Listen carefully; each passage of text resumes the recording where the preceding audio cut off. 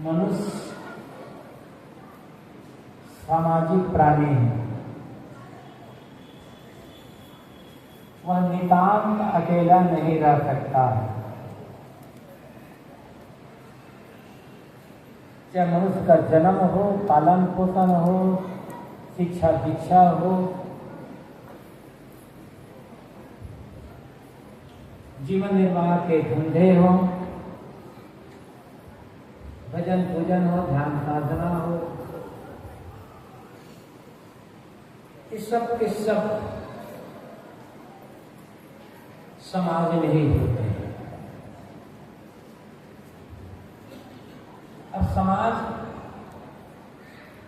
एक सामूहिक समाज, मानव मात्र का समूह एक समाज है।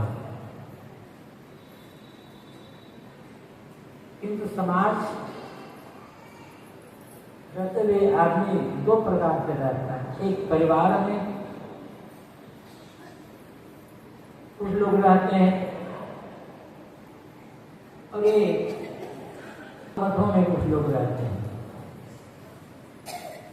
परिवार में भी समाज है, साधु मठ में भी समाज है। परिवार का निर्माण वैवाहिक परंपरा है। साधु मठ का निर्माण त्याग से होता है और भक्तों के सहयोग से होता है। अपने अपने परिवार में तो लोग रहते ही हैं, उन्हें धार्मिक प्रेरणा, आध्यात्मिक प्रेरणा, कल्याण की प्रेरणा, ध्यान चिंतन की प्रेरणा संत गुरुजनों से मिलती है। कुछ संत ऐसे होते हैं जो किसी मठ का निर्माण नहीं करते, जीवन पर्यंत विचरण करते रहते हैं। लेकिन कुछ संत ऐसे होते हैं जो मठ का निर्माण करते हैं, मठ में रहते हैं। जो नए साधक आते हैं, पुराने संत जो बूढ़े हो जाते हैं, तो बीमार पड़ जाते हैं, तो उनकी रक्षा सुरक्षा के लिए, उनकी प्रारंभिक शिक्षा दीक्षा के लिए, उनके साधना भजन के लिए, सत्संग के लिए, और वहाँ आकर के हम लोग भी सत्संग आदि का लाभ ले सकें, इसलिए साधु मठ का निर्माण होता है।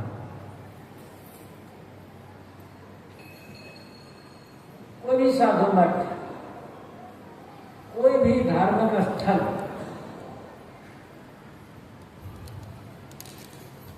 केवल साधुओं द्वारा, संतों द्वारा नहीं चल सकता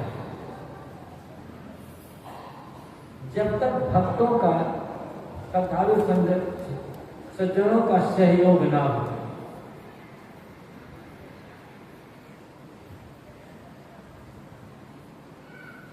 भक्त सज्जन जो गृहस्थ होते हैं, वे धन से और तन से सेवा करते हैं।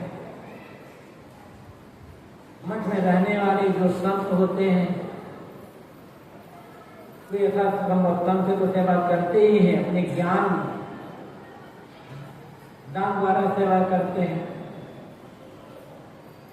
सेवा केवल धन से नहीं होती, धन से सेवा होती है, सेवा तन से भी होती है, वाणी से भी होती है, मन से भी होती है, और ज्ञान प्रदान द्वारा भी होती है। महत्व ये इस बात का नहीं है कि कौन सा मठ कितना बड़ा है,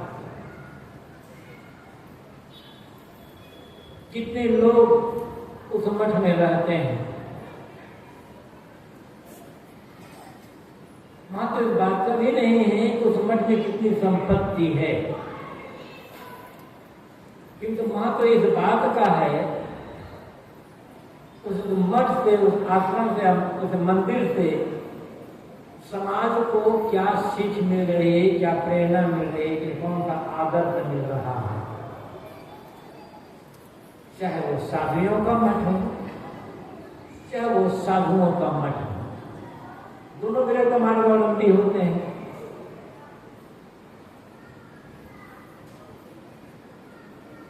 कोई भी कि मठ तब तक चलता रहेगा जब तक मठ में रहने वाले साधु संत सेवा परायण रहेंगे और साथ साथ साधना परायण रहेंगे।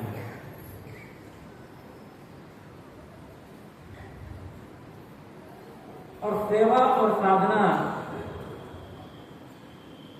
सही ढंग से तभी बन सकेगी जब मठ में रहने वाले जो चाहे साधक हो, चाहे साधिका हो, चाहे साधु हो, चाहे साधवियां हो, निष्काम और अनासक्त रहेंगे। साधुओं की सबसे बड़ी संपत्ति निष्कामता और अनासक्ति है।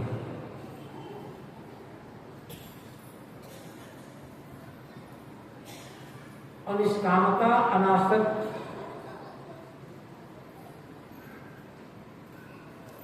तभी आएगी जब मन निर्मल होगा।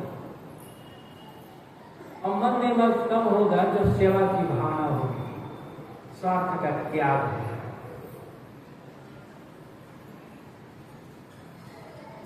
सबसे बड़ी बात, मठ में कितने लोग रहते हैं यह नहीं है, किंतु सबसे बड़ी बात है मठ में रहने वाले या घर में रहने वाले, परिवार में रहने वाले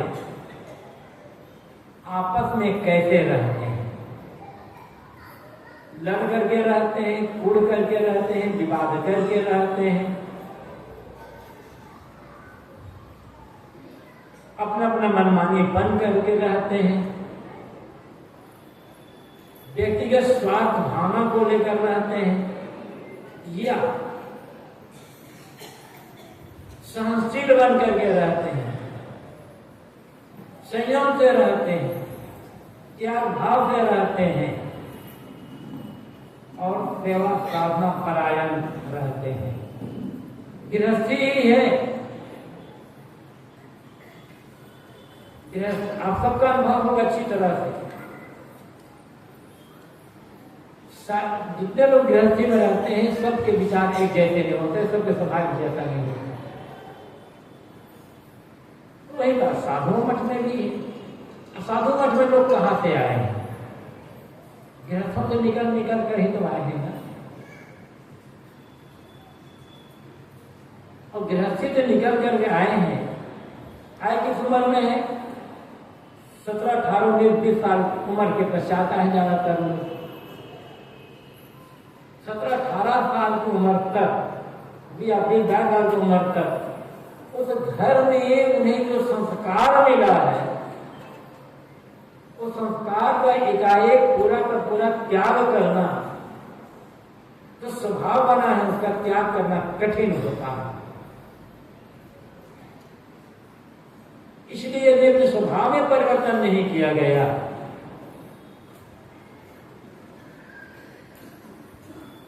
सहनशीलता जीवन में नहीं आई, निर्लोभता निर्मोहता जीवन में नहीं आई। जैसे लोग घर में लड़ते हैं, पिता पुत्र, पति पत्नी, सास बहू ननद से, यहाँ गुरु भाई को भाई लड़ेंगे, गुरु चेला लड़ेंगे, अब तो लड़ेंगे।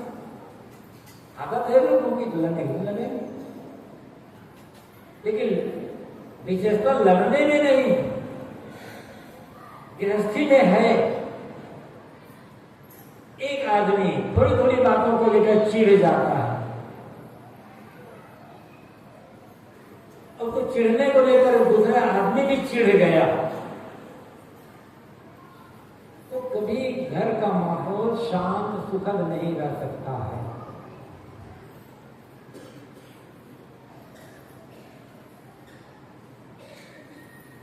एक संत ने कहा है, अगला अग्नि होइबा साधो तब होगा तुम पानी, अगला अग्नि होइबा अवधूत तुम बनका तब पानी।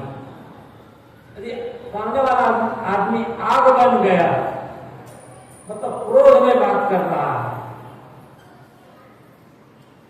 तो तुम्हें पानी बनना ही पड़ेगा। यदि कलह से बचना चाहते हो, विवाद से बचना चाहते हो, झगड़ा से बचना चाहते हो, घर को संभाल कर रखना चाहते हो और दूसरों को सुधारना चाहते हो, तो बिना पानी बने काम ये बनेगा। पानी मतलब शीतल शांत, वो तो आग हो गया है। क्रोध क्या है? आग है। वो आग की लपट ऐसी होती है कि उस क्रोध की आग में व्यक्ति तो पहले स्वयं जलता है और लपट बढ़ती है तो उस लपट में सामने वाला भी जलता है। तो वो तो आग हो ही गया है। हम भी आग बन जाए और दो तरफ से आग यदि जली, आग की ज्वाला तो भड़केगी ना, उसकी तपन तो बढ़ेगी। आग की जो ज्वाला धधक रही है, ये ज्वाला और न बढ़े, तपन और न बढ़े, शीतल शांत हो जाए, तो सहनशील बन करके शांत में पानी भरना पड़ेगा। ये नियम है दुनिया का। गरम लोहे को गरम लोहे से नहीं काटा जा सकता है। सब किसानों का अच्छी तरह अनुभव होता है। गरम लोहा को काटना है तो ठंडा लोहा काट सकता है, ठंडा लोहा ही गरम लोहा को काट सकता है। ऐसे ही क्रोध से क्रोध शांत नहीं हो सकता, बैर से बैर शांत नहीं हो सकता, घृणा से घृणा शांत नहीं हो सकती। क्षमा से ही क्रोध शांत होगा, क्षमा और प्रेम से ही बैर शांत होगा।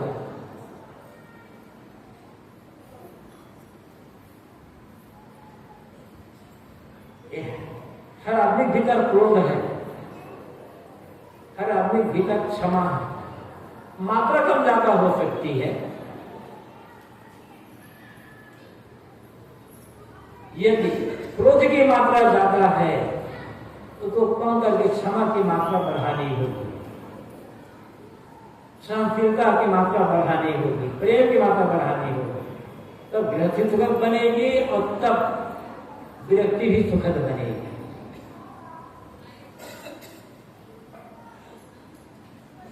सबका स्वभाव अलग अलग होता है। चाहे आप घर में रहें, चाहे आप मठ में रहें, एकाधिकार की भावना नहीं होनी चाहिए कि मैं बड़ा हूं, सारा अधिकार सारा मेरे अधिकार में रहे और मैं लोगों से न पूछूं तो भी चलेगा, सब मुझसे पूछें, तब गृहस्थी टूटेगी और मठ तो टूटना ही नहीं। फूट कहां पड़ती है? स्वार्थ और अहंकार बढ़ जाने पर। स्वार्थ में आदमी व्यक्तिगत रूप से पैसा इकट्ठा करना शुरू कर देता है, अच्छी चीज को अपने लिए रखना शुरू करता है, अपने बाल बच्चों के लिए रखना शुरू करता है, और अहंकार में आदमी कुछ दूसरों से राह लेता ही नहीं, पूछता ही नहीं। अच्छा रास्ता क्या है? गुरुदेव जी अक्सर उदाहरण दिया करते थे, पंच सरीखे कीजे कार, हारे जीते नाहे लाज। पंच बन करके काम करो, दृष्टि बन करके काम करो, लोगों से राय लेकर के काम करो। कितने भी आप योग्य हैं, कितने भी आप कर्मठ है, बुद्धिमान हैं, लोगों से राय लेकर के काम करते रहेंगे तो आपका आदर बराबर बना रहेगा। और यदि काम बिगड़ गया तो आपकी अकेले की बदनामी नहीं होगी। परिवार का मुखिया हो या किसी मठ का मुखिया हो, यदि चाहते हैं कि परिवार के लोगों में, लोगों के मन में अशांति न पैदा हो, फूट न पैदा हो, तो सदैव ध्यान रखिए, जब परिवार या मठ में या आश्रम में कोई अच्छा काम हो जाए तब उस उसका श्रेय घर वालों को और मठ में रहने वाले साधुओं को दीजिए। और काम बिगड़ जाए ना तो जिम्मेदारी खुद ले लीजिए कि भाई मेरे काम से काम बिगड़ेगा, फिर सब परफॉर्म हो जाए। और आपने उल्टा किया, काम बना तो सोचा मैंने बनाया है तब ये काम बना, और बिगड़ गया था तुम लोगों ने काम बिगाड़ डाला ना, न घर आपको बढ़िया रहेगा न समाज बढ़िया रहेगा। अवसर यही होता है, अच्छी काम का श्रेय आदमी खुद ले लेता है, अगर काम बिगड़ता है तब जिम्मेदारी दूसरों पर खुद देता है। फिर संगी साथी कभी प्रसन्न नहीं रह सकते, फिर किसी काम करो उसको मन लगेगा ही नहीं। तुम जानते हैं जो बिगड़ जाएगा तो समय दिया जाएगा और बनेगा तो से खुद ले लेंगे, तो हमें क्या जरूरत है काम करने की। अगर काम नहीं होगा तब क्या होगा? नुकसान तो पूरे परिवार का होगा, नुकसान तो पूरे समाज का होगा। इसलिए बढ़िया है यहाँ तमाम लोग बैठे हैं, अधिकतम तो घर गृहस्थी वाले बैठे हुए हैं, भक्तजन साधु को थोड़े ही यहाँ। यदि आप चाहते हैं कि सभी लोग मिल करके काम करते रहें, अपनी अपनी ड्यूटी निभाते रहें, चाहे वो साथ हो, चाहे बहू हो, चाहे पति हो, चाहे पत्नी हो, पिता हो, पुत्र हो, या घर के मुखिया जिसे माना गया है वो हो, या मठ में गुरु हो, शिष्य हो, गुरु भाई हो, व्यवस्थापक हो, अध्यक्ष हो, या अन्य जो संत हो, तो एक नियम बनाना हो। जब भी कोई अच्छा काम हो जाए तो कहें भाई ये मेरे घर वालों ने ये काम किया है, या हमारे आश्रम में रहने वाले संतों ने मिलजुल कर ये काम किया है। और जब बिगड़ गया तब मैं बराबर राय नहीं दे पाया कि मुझसे गलती हो गई। आप छोटे नहीं बनोगे, अपने आप आपको सम्मान मिलेगा और अपने आप आपकी बात को मानना शुरू कर देंगे।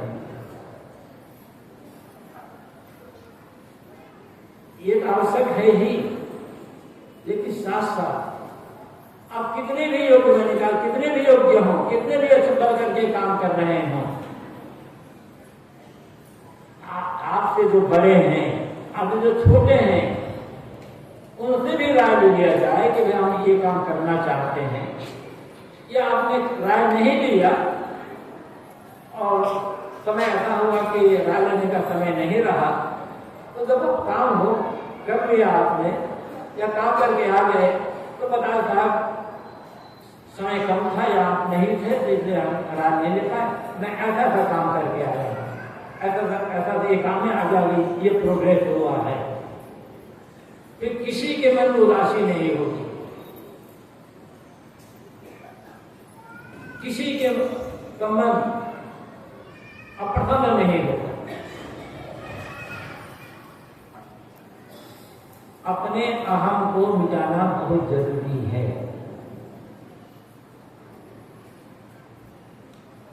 और अहम को मिटाना सहज काम नहीं होता। और सबका अपना अपना अहम है, और अहम कर्म टकराएगा तो क्या होगा? चाहे परिवार चलाना हो, चाहे समाज चलाना हो, चाहे मठ चलाना हो, अपने अहम को मारना। सबकी आवश्यकताओं पर ध्यान देना पड़ेगा। किसकी क्या आवश्यकता है, किसको क्या जरूरत है, उसको ध्यान देकर उसकी आवश्यकताओं को, जरूरतों को यथासंभव पूरा करने का प्रयास करते रहे।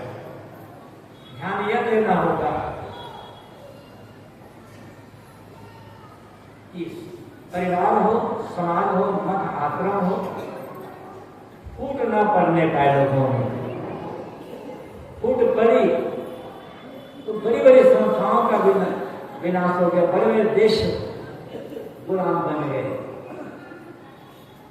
महाभारत की बात अनेक बार बताई गई है, जब श्री कृष्ण महाराज अपने यादव कुल के कला से परेशान होकर जब नारद के पास उपाय पूछने गए और अपनी सारी बातें बताए, तो वहां नारद ने मैंने समझाते हुए कहा था भेदाभ्यासा संघानाम सम्मुख्य सकेशव यथा तुम प्राप्त यथा तुम प्राप्त होती जैसा संगम करती। भेदाभ्यासा संघानाम, भेद पड़ने पर, फूट पड़ने पर परिवार का, मठ का, समाज का, संघ का विनाश हो जाता है। इसलिए सब हम छोटे हों बड़े हों, नए हों पुराने हों, सबकी जिम्मेदारी बनती है जहां रह रहे हैं वहां फूट न पड़ने पर, भेद की स्थिति उत्पन्न न होने। सब जानते हैं, बुद्ध जी अक्सर एक बात कहा करते थे, नदी को बांध करके बांध बनाया जाता है, बड़े बड़े बांध बनाए जाते हैं, और बांध में कितने पानी इकट्ठा हुआ होता है आप सब जानते हो। बांध पानी रोकने के लिए सीमेंट की एक मजबूत दीवार बनाई जाती है, जो सीमेंट, ताकि बांध का पानी दीवार को तोड़ ना सके। जब पानी इकट्ठा होगा तो उसे नहर निकाली जाएगी, बिजली बनाई जाएगी और अनेक काम में वो पानी आएगा। लेकिन बांध के पानी रोकने के लिए जो सीमेंटेड दीवार बनाई गई है उसमें बाल बराबर छेद हो गया, बाल बराबर छेद, उसमें से पानी निकलना शुरू हुआ और आपने देखा कि इस दीवार में बाल बराबर छेद हो गया है, तो उसी समय आप उसकी मरम्मत कर रहे हैं तो छेद बड़ा नहीं होगा, विनाश नहीं होगा। और आप बार बराबर छेद को देख करके उदासीन हो गए तो अरे बार बराबर छेद इतने क्या होगा, लेकिन बार बराबर छेद इतना बड़ा होगा पूरे बांध को तोड़ देगा और महाविनाश जल प्रलय शुरू हो जाएगा। ऐसी स्थिति घर में भी होती है, ऐसी स्थिति समाज में होती है। जहां भी लगे फूट की नौबत आ रही, असंतोष लोगों में हो रहा है, बैठा करके बात करना जरूरी होता है। बैठ कर एक घर के मुखिया के, चाहे घर के मुखिया हो, चाहे समाज के मुखिया हो, चाहे गुरु हो, चाहे व्यवस्थापक हो, चाहे अध्यक्ष, उसकी जिम्मेदारी होती है कि देखिए, उसे देखना होता है कि ऐसा तो नहीं है कि लोगों में असंतोष पैदा हो रहा है मेरी बातों से, मेरे व्यवहार से, मेरे काम धाम से, या मेरे किसी और कारण से, या किसी दूसरे की बातों से, दूसरे व्यवहार से असंतोष पैदा हो रहा, फूल पड़ रही हो।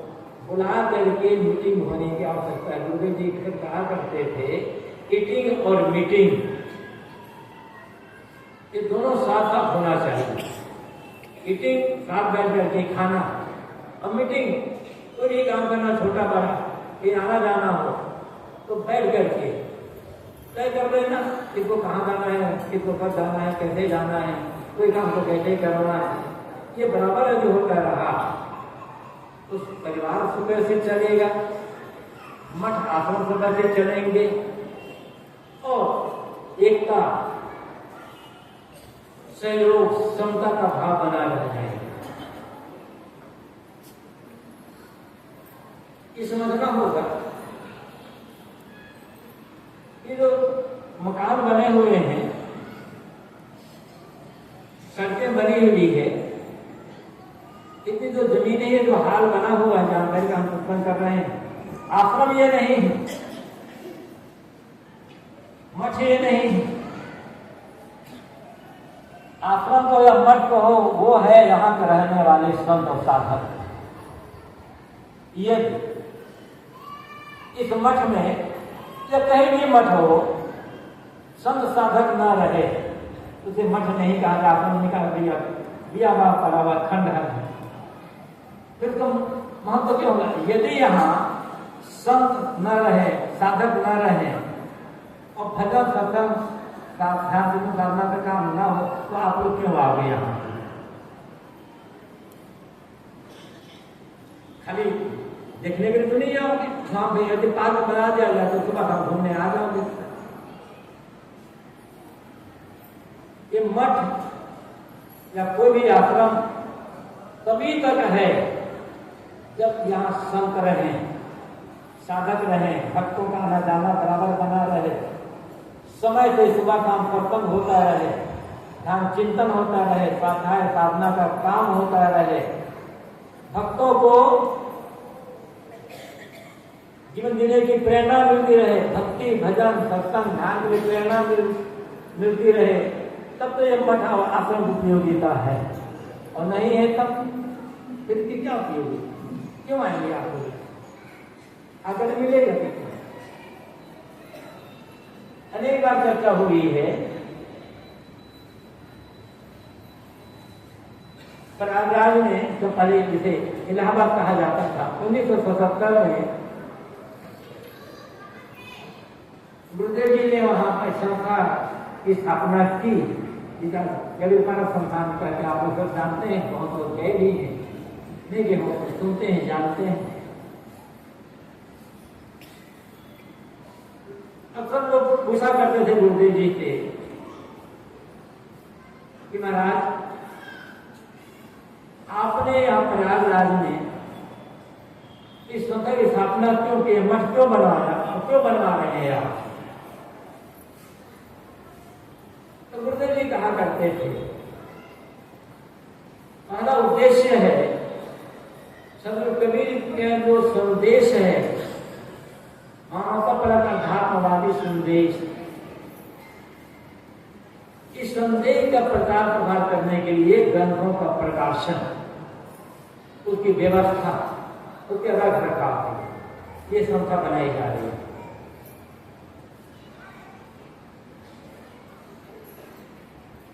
और दूसरा उद्देश्य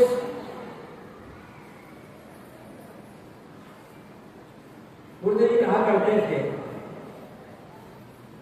अच्छे साधुओं का निर्माण, साधुओं की ट्रेनिंग, जो नए साधक आते हैं उन्हें उनके रहने के लिए, साधना करने के लिए जगह की स्थापना, पुराने शब्द जो हो जाते हैं उन्हें उनकी सेवा के लिए, तथा स्वाध्याय के लिए। लेकिन ये कब होगा, जब वहां रहने वाले साधु अच्छे साधु का निर्माण। अलग जो गुरुदेव जी का रहा है उसका प्रकाशन अपने में चल ही रहा है, नई नई पुस्तकें भी लिखी जा रही है। आप तो मोबाइल जमाने में पुस्तकों की बिक्री कम हो गई है निश्चित, लेकिन फिर भी पुस्तकें बराबर छप रही है, दिख रही है, रखरखाव हो ही रहा है। वहां पर कार्यक्रम होता है, ध्यान दिव्य या सत्संग कार्यक्रम होता है, भक्तों का आना जाना बराबर लगे रहता है और भरपूर मात्रा में भक्त संत आते हैं, सेवा सहयोग भी करते हैं। लेकिन जो गुरुदेव जी ने दूसरा उद्देश्य जो कहा था, अच्छे साधुओं का निर्माण, ये तो पूरा हुआ है या नहीं हुआ है हम कर नहीं सकते, इसका निर्णय तो आपको कर लोगे। वही उद्देश्य यहाँ भी है, यहाँ पुस्तक प्रकाशन भले नहीं हो रहा है, यहाँ रह करके यहाँ रहने वाले नए पुराने बूढ़े बुजुर्ग जवान को भी संत हैं, जो साधक हैं, यदि अपने जीवन में त्याग तप सेवा साधना को नहीं अपनाए और परस्पर में कला करने लग जाए तो आपको यहाँ आप देखते हैं क्या मिलेगा। इसलिए हम सब जो यहाँ आते हैं और रहते हैं, हमारी जिम्मेदारी हो जाती है कि हम इस आश्रम के वातावरण को शांतिपूर्ण बना करके रखें। जब हम शांत रहेंगे, हमारा मन शांत रहेगा, हमारा जीवन शांत रहेगा, हमारे कर्म, हमारा व्यवहार शांतिपूर्ण रहेंगे तो वातावरण शांत रहेगा। और हमारा मन यह शांत है, हमारा व्यवहार, हमारी बात, हमारा रहना, हमारा व्यवहार अशांत है, तो शांति कहाँ आएगी। निश्चित है कि कहीं भी हो, जहां लोग रहते हैं, सबके विचारों में अंतर होता है, काम करने ढंग में अंतर होता है, स्वभाव में अंतर होता है, विचार एक जैसे स्वभाव जैसे बिल्कुल हो ही नहीं सकते। आदमी कठपुतली नहीं है, आदमी जल नहीं है, आदमी चेतन है। और जहाँ चेतन है सबके अपना स्वभाव है, अपने का संस्कार, वहां अंतर रहेगा ही रहेगा।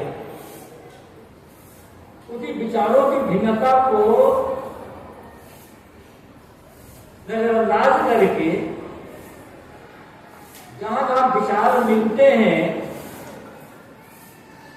वहां उन जो एकता परक विचार है उनको लेकर के समता और एकता बनाए रखना, उसमें आवश्यकता पड़ती है सहनशीलता की। ध्यान ये रखना है तो कितने भी पुराने क्यों ना हो, या गुरु ही क्यों ना हो, चाहे बेटाध्यक्ष से क्यों ना हो, या अन्य कितने भी पुराने क्यों ना हो, उनमें अहम ना आने पाए कि मैं इतना पुराना हूं, मैं मठ का व्यवस्थापक हूं, मैं मठ का गुरु, मैं मठ का महंत हूं, बिल्कुल अहम ना आने पाए। किसी भी को व्यवस्थापक बनाया गया हो, अध्यक्ष बनाया गया हो, महंत बनाया गया हो, गुरु बनाया गया हो, तो कुछ योग्यता देकर बनाया गया होगा। तो ये सब सेवा करने के लिए बनाया गया है, लोगों की सेवा करने के लिए, अहंकार करने के लिए नहीं। और सेवा यदि होगी तो अहंकार गल जाएगा। चाहे वो शादी मठ हो चाहे साधु मठ हो, जो भी मुखिया है उसे सबसे ज्यादा सहनशील होना चाहिए। तो चला पाएगा, तो चला नहीं पाएगा।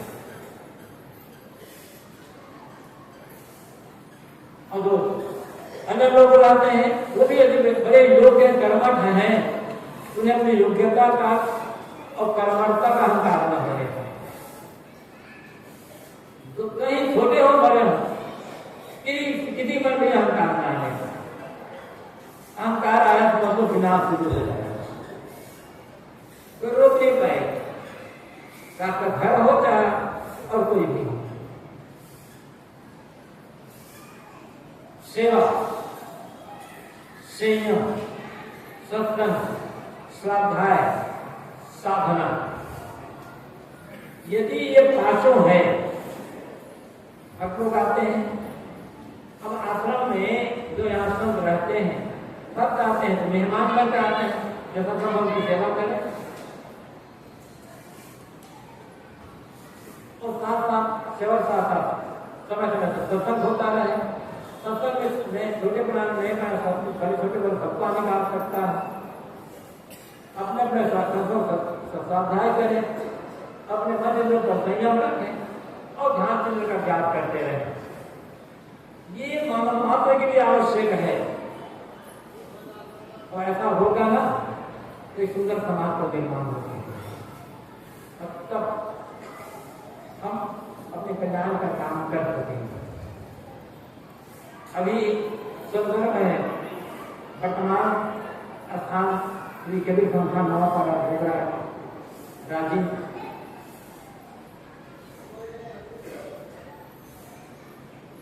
यहाँ रहने वाले जितने भी नए हो पुराने हो, निवेदन यही है, मिलजुल करके साथ बैठ करके कोई भी काम करें, अपने घर से मनमाने कोई भी काम ना करें। ये घर के लिए भी हो, मठ के लिए भी, हर जगह के लिए। जिस आशा को लेकर यहाँ बनारस के आश्रम की स्थापना हुई है,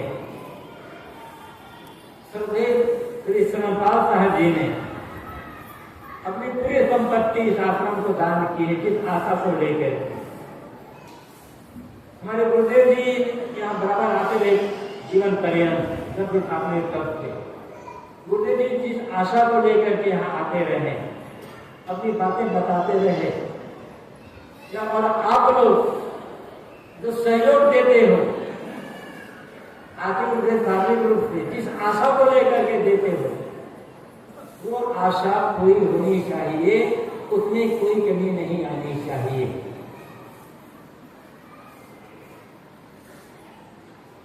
अगर वो साधु कहेंगे भी चाहे इस मठ में रहने वाले हो, भिन्न मठ में रहने वाले हो, अकेले वितरण करने वाले हो, कहीं भी रहने वाले हो, अच्छा तो ये होगा साधु की अपनी कोई व्यक्तिगत संपत्ति होनी ही नहीं चाहिए। साधु का जो भी है मठ की संपत्ति होनी चाहिए। व्यक्तिगत संपत्ति वहां जहां आती है ना, वहां जब जब पैसा बढ़ते चलना तो होता है, अरे हम क्यों खाए, हमारे पास कितना पैसा है, हमें कितना पैसा मिलता है, हम तो इधर से बढ़िया प्रवचन कर लेते हैं, हम तो बढ़िया भजन गा लेते हैं, हम जहां जाते हैं बड़ा हमारा सम्मान होता है, हम क्यों सुने किसी का। फिर तो गया, फिर फूटने में बिरसने में समय नहीं लगेगा। व्यक्तिगत संपत्ति का जोड़ने का भाव ना हो, अपने प्रवचन करने का अहंकार ना हो, मान सम्मान मिल रहा है उस मान सम्मान का अहंकार ना हो। तो चाहे साधु हो चाहे साधुया हो, चाहे पुराने नए पुराने को भी, एक बात याद रखना चाहिए हम सब लोगों को, सम्मान हमारा बिल्कुल नहीं होता है। हम मानते हैं हमारा सम्मान, हमारी आरती सम्मान हमारा बिल्कुल ही नहीं होता है। सम्मान हमारे कपड़े का होता है। ये कपड़ा क्या वो बैराग का प्रतीक है, क्या बैराग बना रहे कि सम्मान होता है। इसलिए समझ में जब तक मुझे त्याग बैराग तब तक मेरा सम्मान है। जिस दिन त्याग बैराग खत्म हो जाएगा वो तो मुझे पूछेंगे भी घर से निकालने के बाद। ये भाव बना करके रखना होगा, तब तो ये मत चलेगा। अब कोई भी मत चलेगा, चाहे साधु मत हो, चाहे साध्वी मत हो, चाहे हम वहां बैठे वहां पर हमारा बैराग मत हो। जब तक त्याग हम ये मान रहे हैं कि हमें हमारे सम्मान मिल रहा है, त्याग और बैराग के लिए, हमारी साधना के लिए, हमारी सेवा के लिए, कहीं कोई दिक्कत नहीं आएगी। मत का विकास होता चला जाएगा और वहां आकर के भक्तों को, सुंदरों को, देवियों को एक अच्छी प्रेरणा मिलेगी, जिसके लिए इस मठ की स्थापना हुई है। पैसा कितना है, हमें ज्यादा चिंता ये नहीं करना है, तो पैसा में नहीं हो जाएगा। गुरुदेव जी हम लोगों से कहा करते, जब मैं बात समाप्त करूंगा मैं 2 मिनट में, जब प्रयागराज में स्थापना हुई है 77-78 के लिए, कम से कम 81-82 तक, 4-5 साल तक ऐसा भी समय हमारे पास होता था कि 1000 रुपया भी नहीं होता था हमारे पास। 1000 रुपया लेकर गुरुदेव स्थापना ही करने गए थे। हमारे पास ऐसा समय आता था जब मात्र 1 दिन या 2 दिन के लिए अनाज आता था खाने पीने को। आगे 3 दिन बाद हम क्या खाएंगे, हमारे पास कोई व्यवस्था नहीं रहती। उस समय गुरुदेव जी कहते थे हम लोगों को, तुम्हें किसी के घर मांगने नहीं जाना है, अगर तुम 3 दिन भूखे रह जाना, लेकिन मांगने नहीं जाना किसी के घर। ये कॉलोनी में तुम्हारे पेट समझी कोई नहीं है। ये कॉलोनी वाले जब समझेंगे कि हम साधु रहते हैं, 2 दिन से भूखे, 3 दिन से भूखे हैं, तो लाकर के तुम्हें खुद बनाकर खिला देंगे। लेकिन एक बात ध्यान रखना, तुम्हारा बैराग कम नहीं होना चाहिए, तुम्हारी साधना कम नहीं होनी चाहिए। तुम्हारा वास्तविक संपत्ति वैराग्य है, साधना है। साधना वैराग्य है तो साधु खाने पीने की कोई कमी नहीं होगी। यही बात हम लोगों को गुरुदेव ने सीख दी है, यही बात हमें बनाकर रखनी है। फिर आप लोग हमारे साथ इतनी सेवा करते हैं, हम लोग आपको धन्यवाद क्या दें। हम लोग तो बल्कि आभारी है आप सबके, आपका आभार है जो इतने लोग आते हुए इतनी सेवा करते हैं। बस आपका जो सहयोग है, आपकी जो सेवा है, आप लोगों की जो कर्म पर भक्ति भावना है, इस भावना को हम त्याग बढ़ा के संभाल कर रख सकें। इस मठ की स्थापना होना, सत्संग खत्म होना सब सार्थक हो जाएगा। अधिक कुछ न कहते हुए अपने वाणी को मैं यही कर